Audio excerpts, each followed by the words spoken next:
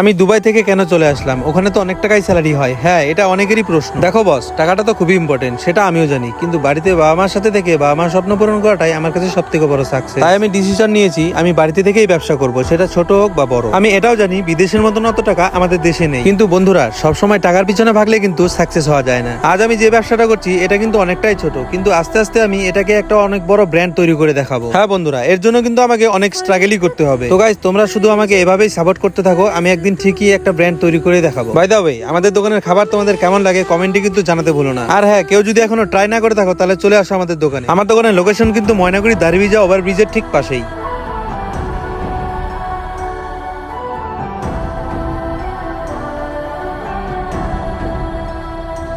जीत तू जान तू जहान तू हो गई इतिहास का ताज तू।